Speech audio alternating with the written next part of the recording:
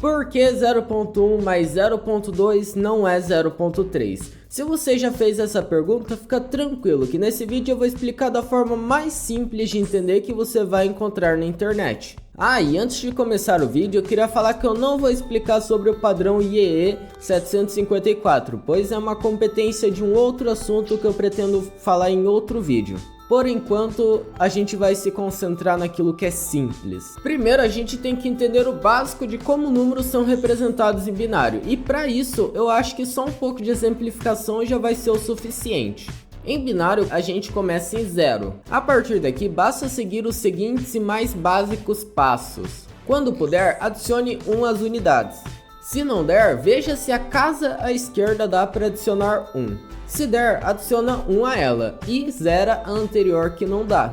É muito similar ao decimal. Quando a gente chega em 9, a gente zera o 9 e adiciona 1 ao lado do 9, ficando 10. Mas e por exemplo, quando a gente chega no 99, a gente pega 0 os dois 9s e adiciona 1 à esquerda. No binário vai ser exatamente a mesma coisa. Quando a gente chega no 11, que seria muito similar ao 99, a gente vai zerar aqueles dois 1s e adicionar 1 na frente, ficando 100, assim como no 99. E seguindo essa regra, vamos pensar no número 101 em binário. Pode adicionar 1? Não. Então a gente tem que zerar todos os dígitos e adicionar 1 ao lado, ficando 1000? Na verdade não.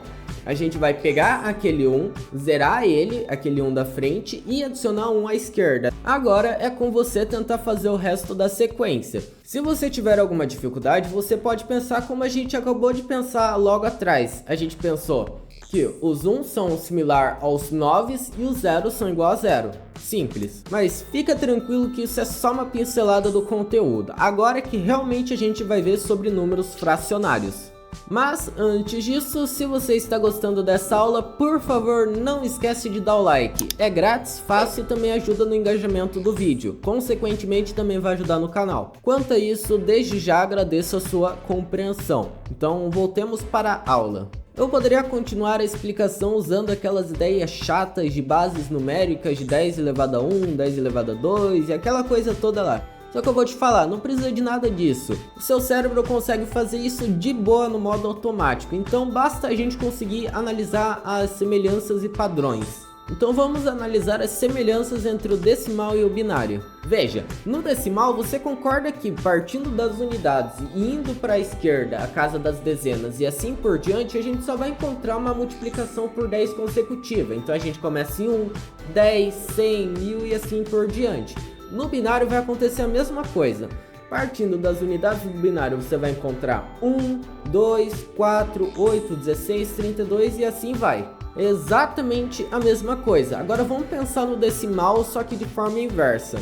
Vamos começar das unidades indo para a direita, a casa das vírgulas, o fracionário. Então a gente vai ter unidades 1, 0,1 ou 1/10, 1/100, milésimo e assim por diante. No binário vai acontecer a mesma coisa, você vai começar em 1 das unidades, a gente vai ir para 0,5, 0,25, 0,125 e assim vai, sempre dividindo por 2.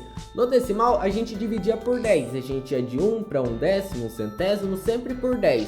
Agora a gente vai dividir por 2, 1, 1/2, 1/4, 1/8 ou 0,5 e assim por diante. Então agora é só uma questão de encaixar peças. Então vamos pensar no seguinte exemplo. Como que eu poderia representar 0,125 em binário? Então a gente pode pensar pelo seguinte raciocínio. Começando das unidades. Quantos inteiros eu tenho? 0. Quantos 0,5 ou quantos meios eu tenho? Também 0. Quantos 0,25 eu tenho? 0. Quantos 0,125 eu tenho?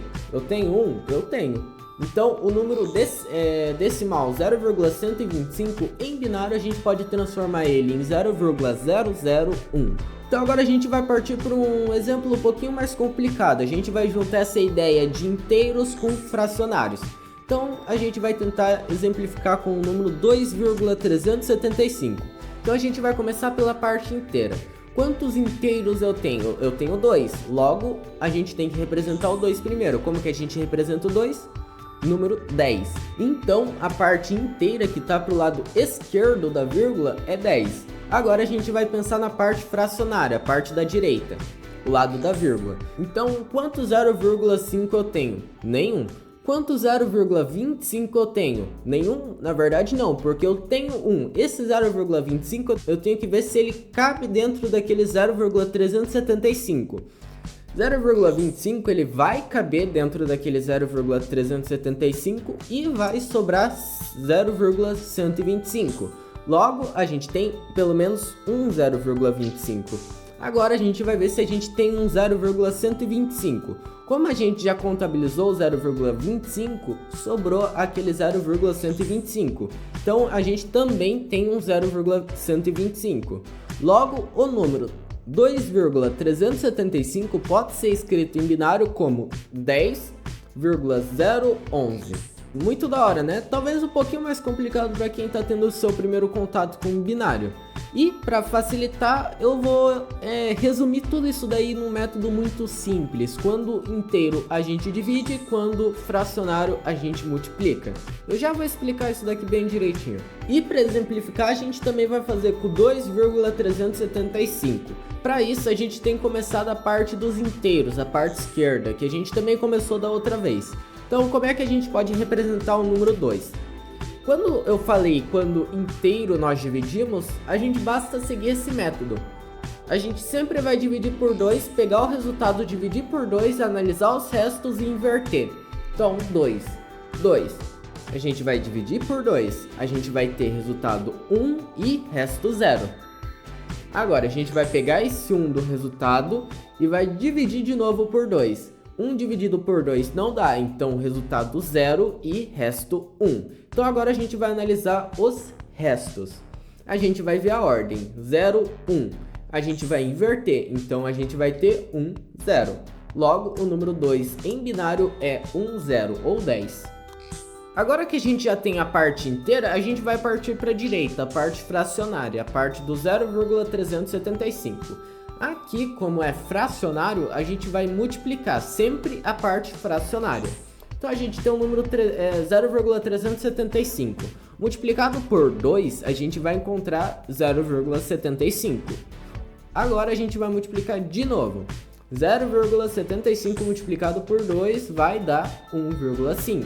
Agora que entra, a gente sempre multiplica apenas a parte fracionária. Então, ignorando 1 e ficando só com 0,5, a gente vai ter 2 vezes 0,5, 1. Então, a gente chegou à parte fracionária 0. Se a gente multiplicasse de novo, 2 por 0 não faria diferença nenhuma. Então, a gente para aqui. Então, agora a gente vai analisar só a parte dos inteiros. Então, a gente vai ter 0, 1, 1 ou 0, 11. Então, agora juntando aquela parte inteira que a gente já tinha descobrido antes, que é 10, com a parte fracionária que é 0,11, então a gente chegou ao mesmo resultado que antes, 10,011. E qual a vantagem da gente usar esse método algoritmizado e não aquele? A diferença e a vantagem é que com esse algoritmo a gente consegue descobrir números maiores com uma maior eficiência. Bom, e aqui nasce a raiz de todo o mal dos números binários. E se a gente repetir todo esse processo que eu expliquei ali atrás, só que com o número 0,1? Para esse vídeo não ficar muito repetitivo, eu vou deixar aqui na tela as 10 primeiras multiplicações. E agora eu vou te deixar 3 segundos para você pensar em o que aconteceu aqui. Bom, se você percebeu, tudo bem, mas se você não percebeu, tenta olhar um pouquinho mais para as partes inteiras. Você sempre vai ver esse padrão, 0, 0, 1, 1, 0, 0, 1, 1, 0, 0, 1, 1, alternando infinitamente entre 2 zeros e 2 uns. Isso é o que a gente chama de uma dízima periódica. Então, em binário, 0,1 é uma dízima periódica. E aqui nasce o problema. Como que eu vou representar uma dízima periódica que possui infinitos bits de memória e um computador que tem finitos bits de memória? Para isso, o computador ele vai fazer uma aproximação. E isso vai depender do tipo de inteiro que eu estou usando, o tipo de ponto flutuante ou número com vírgula que eu estou usando na minha linguagem de programação. No caso do JavaScript, o comum é usar 64 bits. No caso, o JavaScript ele não vai usar 64 bits para armazenar o número. Na verdade, ele vai armazenar em 52 bits, mais um bit implícito que também vai ser usado. Então, na verdade, o número 0,1 não é esses infinitos zeros e uns, mas sim uma aproximação que tem 53 casas de bits. E com o 0,2 também vai acontecer um negócio muito parecido, só que ao invés de ser 000110011, vai ser 00110011 diretamente. Então, para facilitar o entendimento, eu vou partir agora para um exemplo prático aqui no computador. Então, se a gente abrir aqui o Google Chrome, a gente pode pesquisar JavaScript online. No primeiro link aqui no JavaScript Playground, a gente vai encontrar esse compilador online aqui muito da hora. Eu vou selecionar o template de JavaScript e é o seguinte. A gente vai declarar duas variáveis. Então, uma dízima 64. Eu tô colocando 64 por causa do tipo, né? Ele vai usar 64 bits, então eu vou colocar aqui 0.1. Então, eu vou dar aqui um console.log. Então, dízimas 64 bits. Então, se a gente ver aqui, 0,1. Então, a gente vai usar aqui uma função do JavaScript que se chama toFixed.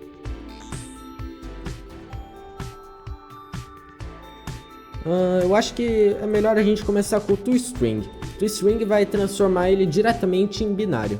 Então aqui tá, esse daqui é o número 0,1 em binário. Como eu tinha dito, é uma sequência de 000110011 infinitamente. Como a gente só usa 53 casas binárias, no caso, para representar, vai ir só até aqui. E veja que aqui, ó, ele quebra o padrão, né? Fica 001101. Esse 01 aqui é porque ele está arredondando 01 como 1, certo? Então esse daqui é o número 0,1 em binário. Agora a gente vai ver ele em decimal com as 60 casas, eu não me lembro muito bem. Então vamos da toFixed para 100 casas aqui, para facilitar o entendimento.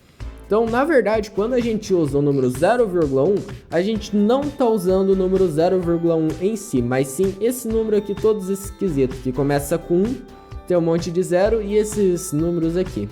Por isso que quando a gente faz por exemplo, 0.1 mais 0.2, ele não vai retornar o 0.3, mas sim esse 0.300004. Então é aqui que nasce a raiz do problema. E também a gente tem outro problema. A gente pode também criar uma variável que tenha só 32 bits. Então, dízima 32 igual a... Na verdade aqui no JavaScript, por padrão, a gente usa 64 bits. Então, para facilitar, eu vou ter que usar um float 32. Então eu tô tendo que criar um array para conseguir armazenar um dígito de 32 bits. Então a gente vai pegar aqui na primeira posição 0 e definir como 0.1. Eu vou dar só um Ctrl+C, Ctrl+V aqui para facilitar. Então aqui 32 bits. E aqui, como é um array, a gente vai ter que definir a posição. Então posição 0. Posição 0. Isso daqui a gente não precisaria estar fazendo se a gente estivesse em C#, porque em C# a gente tem o tipo int32 já como uma forma padrão. E também o 64 e também o 128, que vai armazenar mais casas de bit e tem uma aproximação muito melhor. Então a gente usa geralmente decimal, que é o de 128 bits, para coisas bancárias, que tem a ver com dinheiro. Então aqui a gente pode ver o seguinte, isso daqui é o 0,1 em bits em 64 bits. Isso daqui é o 0,1 em 32 bits, ou seja, caiu pela metade. Então ele é muito mais errado do que aquele outro. Então se a gente for analisar, o erro dos 64 bits começava aqui. O do 32 já vai começar muito, muito antes. Então é uma diferença enorme. Então, se a gente for ver aqui, colocar um console.log em cima desse dízima, na posição 0, mais dízima 32 na posição 0, só que multiplicado por 2, né, para simbolizar o 0.2, a gente vai encontrar esse número que é mais esquisito do que aquele outro lá, que era o 0,3, seguido de vários zeros e daí o 4 lá no final. No mais, muito obrigado por assistir até aqui, sua audiência é muito valiosa para mim. Considere se inscrever no meu canal para mais conteúdos como esse. Nos vemos no próximo vídeo e se ficou alguma dúvida ou eu errei em alguma coisa, é só falar aqui nos comentários. Falou!